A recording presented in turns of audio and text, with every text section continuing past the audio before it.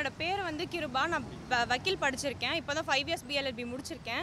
எனக்கு 22 வயசு ஆகுது. என் ஹஸ்பண்ட் பேர் ராஜ்கிஷோர். இவருக்கு 23 வயசு ஆகுது. நாங்கள் 2 பேரும் 7 வருஷமாக லவ் பண்ணி இப்போ தான் ஜூன் 16 வந்து நாங்கள் மேரேஜ் பண்ணிக்கிட்டோம். மேரேஜ் பண்ணிட்டு 17ஆம் தேதி ரெஜிஸ்டர் பண்ணோம். நாங்கள் கடலூர் மாவட்டத்தில் ரெஜிஸ்டர் பண்ணோம். ரெஜிஸ்டர் பண்ணதுக்கப்புறம் நாங்கள் விழுப்புரம் மாவட்டத்தில் இருக்கக்கூடிய எஸ்பி ஆஃபீஸில் போயிட்டு கம்ப்ளைண்ட் கொடுத்தோம். பாதுகாப்பு தேடி அவங்க காணே ஸ்டேஷனுக்கு வந்து டைரக்ட் பண்ணாங்க. காணே ஸ்டேஷனுக்கு டைரக்ட் பண்ணோன்னா 18ஆம் தேதி எங்கள் 2 வீட்டு சைட்லேருந்து பேரண்ட்ஸ் வந்து பேசினாங்க. பேசி முடிச்சு அனுப்பிச்சி விட்டாங்க. அதுக்கப்புறமும் எங்கள் மாமனார் வந்து ரீசெண்டாக இப்போ 9ஆம் தேதி வந்து அவர் நகையை மீட்டெடுக்கணும்னு சொல்லிட்டு ஊருக்கு போயிருக்காரு. ஊருக்கு போகும்போது அவரை வந்து எங்கள் சொந்தக்காரங்க எல்லோரும் சேர்ந்து ஒரு 80 பேர் கிட்டத்தட்ட, எங்கள் அப்பா, எங்கள் சொந்தக்காரங்கள ரவிச்சந்திரன் இன்னொருத்தர் இருக்கார். அவர் பிஎம்கேல இருக்கக்கூடிய பாலு. எங்கள் அப்பா வந்து முக்கியமாக ஏடிஎம்கேல ஒன்றிய செயலராக இருக்கார். அவர் வந்து எல்லாம் இன்ஃப்ளூயன்ஸ் பண்ணி இவரை வந்து அடிச்சிருக்காங்க. போலீஸ்க்கு கால் பண்ணாலும் போலீஸ் வந்து 2 மணி நேரமாக வந்து பிரச்சனை நடக்கிற இடத்துக்கு வரவே கிடையாது. வராதனால எவ்வளவோ ட்ரை பண்ணி பார்த்துருக்காங்க. இன்ஸ்பெக்டர் வந்து மங்களமேடு இன்ஸ்பெக்டர் வந்து பாலாஜி, அவர் வந்து எஃப்ஐஆர் ஃபைல் பண்ணியும் இப்போ வரைக்கும் எந்த ஆக்ஷனும் எடுக்கலை. அதுக்கப்புறம் எஸ்பி ஆஃபீஸ்லேயும் கம்ப்ளைண்ட் பண்ணியிருக்காங்க. எஸ்பி ஆஃபீஸ்லேயும் இது வரைக்கும் எந்த ஆக்ஷனுமே எடுக்கவே கிடையாது. இப்போ இந்த மாதிரி இருக்கும்போது இங்கே சோஷியல் ஜஸ்டிஸே கிடையாது, செக்குலரிசமும் கிடையாது. நாங்கள் எப்படி வந்து எங்களுக்கு வந்து கௌரவ கொலை பண்ணணும்னு நினைக்கிறாங்க. நாங்கள் எப்படி வந்து சேஃப்டியாக இருக்கிறது? அவங்களுக்கே எங்கள் மாமனார் மாமியாருக்கு அவங்களுக்கும் இதுக்கும் எந்த சம்மந்தமும் கிடையாது. அவங்களுக்கே இந்த நிலமை, நான் இப்போ எங்களுக்கு என்ன நிலமை? நாங்கள் வந்து உயிரோடு இருக்கணுமா இருக்கக்கூடாது? இந்த கவர்மெண்ட் வந்து கரெக்டான ப்ரொடெக்ஷன் வந்து கொடுக்கல எங்களுக்கு. நாங்கள் வந்து பாதுகாப்பு தேடி இங்கே வந்திருக்கோம். இப்போ கம்ப்ளைண்ட் பெட்டிஷன் கொடுக்கறதுக்காக நாங்கள் உள்ளார போயிருக்கோம். உள்ளார போகிறோம். இப்போ இன்றைக்கி நாங்கள் பார்க்க போகிறோம்.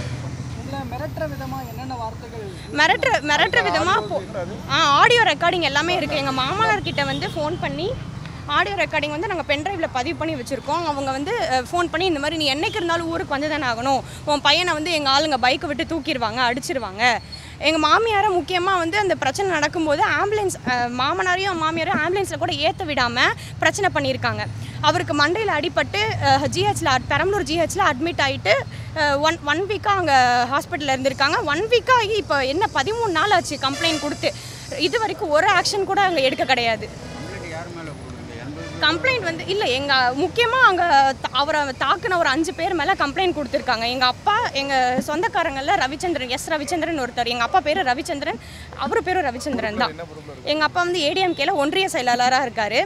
எங்கள் சித்தப்பா வந்து பிஎம்கேல இருக்கார், ஒரு பொறுப்பில் இருக்கார். இன்னொருத்தர் ரவிச்சந்திரன், அவரும் எங்கள் சொந்தக்காரர் தான். அவருமே வந்து ஒரு எல்லாமே சேர்ந்து பாலிட்டிக்ஸாக இன்ஃப்ளூயன்ஸ் பண்ணி எந்த ஆக்ஷனுமே பண்ண விட மாட்டேன்றாங்க. அங்கே எந்த ஆக்ஷனும் எடுக்காதனால நாங்கள் இப்போ இங்கே சென்னைக்கு வந்து நாங்கள் ஏதாச்சும் நாங்கள் எங்களோட சேஃப்டிக்காக வந்திருக்கோம். கண்டிப்பாக வந்து எங்களுக்கு டிஎன் கவர்மெண்ட் வந்து சேஃப்டி கொடுத்தாகணும்.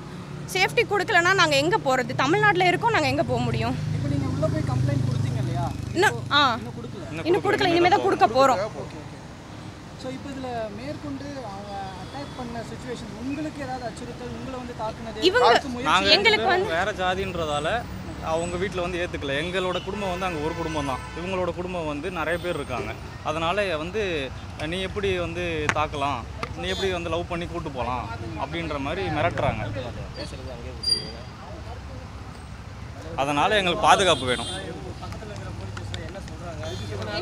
போலீஸ் ஸ்டேஷனில் மங்களமேடு போலீஸ், எங்கள் மாவட்டத்தில் உள்ள போலீஸ் ஸ்டேஷன் யாருமே வந்து ஆக்ஷன் எடுக்கலை. நாங்களே விழுப்புரம் போய் தான் ஆஜரானோம். இங்கே வந்து யாருமே எந்த ஆக்ஷனும் எடுக்கல. நாங்கள் இப்போ அந்த சைடு போனாலே எங்களை கௌரவ கொலை பண்ணுறதுக்கான வாய்ப்பு தான் அதிகமாக இருக்குது. அதனால் நாங்கள் பாதுகாப்பு கேட்டு இங்கே வந்திருக்கோம். ஜாதி தான் அவங்க வந்து மெயின், அவங்களுக்கு ஜாதி தான் பார்க்குறாங்க, கொலை பண்ண பார்க்குறாங்க. எனக்கு வந்து பாதுகாப்பு வேணும். அதனால இங்கே அப்பா அம்மாவுக்கே அந்த நிலைமைனா இப்போ எங்களுக்கு என்ன நிலைமை ஆகும்னு நினைக்கும் போது எங்களுக்கு ரொம்ப பயமாக இருக்குது. ஆக்ஷன் எடுக்கலாம் நாங்கள் நம்புகிறோம். எங்களுக்கு வந்து மேரேஜ் ரெஜிஸ்டரான சர்டிஃபிகேட் இருக்குது. ஜெராக்ஸ்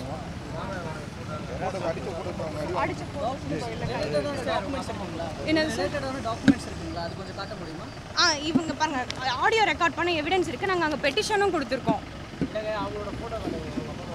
எங்கள் அப்பா அம்மாவோட ஃபோட்டோ. ஆமாம், ஃபோட்டோ கையில் இல்லை. நாங்கள் 2 பேரும் மேரேஜ் ஆன ஃபோட்டோ இது.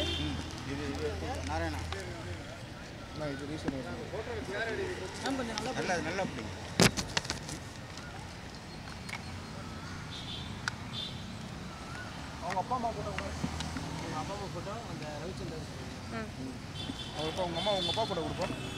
அப்பா கூட மொபைலில் அந்த ட்ரான்ஸ்ஃபர் பண்ணுங்க. இன்ஸ்டாவில் பாரு. இந்த மாதிரி சென்னையிலே வந்து ரிட்டர்ன் பண்ணுவோம். முக்கியமாக இன்னொரு விஷயம் சொல்ல மறந்துட்டேன். நாங்கள் என்னோட ஹஸ்பண்ட் இருந்த பழைய வீட்டுக்கு ஆளுங்களோட தேடி வந்திருக்காங்க. நாங்கள் எங்கே இருக்கோம் என்ன பண்ணுறோன்றதை தேடி கண்டுபிடிச்சி ஏதாவது பண்ணணுன்றதுக்காக ஆளுங்க தேடி வந்திருக்காங்க. அதனால் எங்களுக்கு இன்னுமே ரொம்ப அச்சுறுத்தலாக தான் இருக்குது. இப்போ சென்னையில் இருக்கிறீங்களா?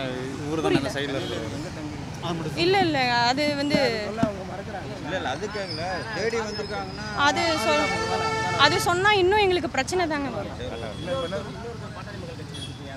அது எங்கள் சொந்தக்காரர் பாலுன்னு பேர். நேற்று இவ்வளோ பிரச்சனை நடந்துமே ஆமாம் எல்லாமே வந்து ஜாதின்ற ஒரு விஷயத்தில் வந்து ஒன்று சேர்றாங்க. நேற்று இவ்வளோ நடந்துமே கூட நேற்று ஃபோன் பண்ணி மிரட்டியிருக்காங்க. இந்த மாதிரி நாங்கள் வந்து உன்னை நினச்சிருந்தா ஐசியூவில் கூட அடித்து வச்சிருக்க முடியும், ஆனால் நாங்கள் வந்து அதை பண்ணலை, பாவம் பார்த்து விட்டுட்ருக்கோம் அப்படின்னு சொல்லிட்டு சொல்கிறாங்க. இன்னமும் மிரட்டல் வந்துட்டே தான் இருக்குது. ஏன் என்ன தைரியம் இன்ஸ்பெக்டர் ஆக்ஷன் எடுக்கல, எஸ்பி ஆக்ஷன் எடுக்கல. இன்ஸ்பெக்டர் பாலாஜி பெரம்பலூரில் இருக்கக்கூடிய எஸ்பி வந்து ஆதர்ஸ் பச்சேர் அவர்லாம் வந்து போலீஸாக இருக்கக்கூடிய இடத்துக்கே அன்ஃபிட்டு. அவர் இருக்கிறதுக்கு ரிசைன் பண்ணிவிட்டு வீட்டில் போய் உட்காந்துக்கலாம். ஏன்னா சேஃப்டி கொடுக்குறது தான் ஒரு பேசிக் டியூட்டி போலீஸ்க்கு, அதுவே அங்கே கொடுக்கல. அதுக்கப்புறம் அவர் எதுக்கு அங்கே எஸ்பின்ற அவ்வளோ பெரிய போஸ்டிங்கில் எதுக்கு அவர் உட்காரணும்? ஆமாம் பொலிட்டிக்கலாக ப்ரெஷர் கொடுக்குறாங்க. இவர் தான் எங்கள் அப்பா.